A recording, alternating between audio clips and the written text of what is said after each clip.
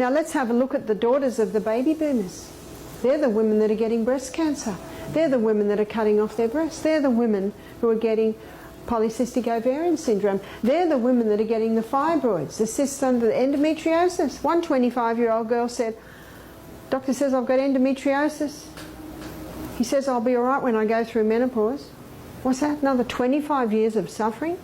What's he just acknowledged? When a woman goes through menopause, her hormones drop.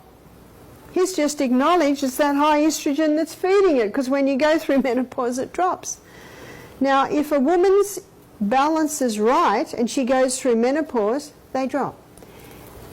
If a woman's imbalance is like this and she goes through menopause, what's happening? Can you see the imbalance is still there? Some women say, "No, Barbara, that was 30 years ago I was on the pill." I say, "That's right." And the balance is still out. Some women won't have weight gain. Some women will get breast cancer. Some women won't get breast cancer or flushes, but they'll have migraines. So there's all different scenarios.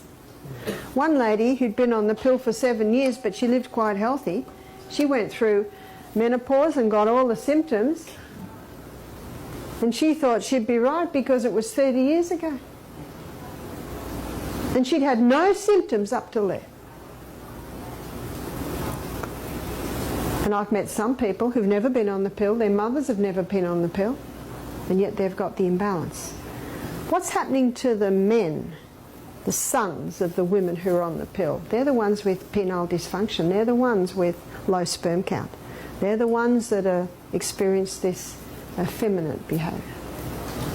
I have to be careful what I say in Australia on that one. It's a touchy subject.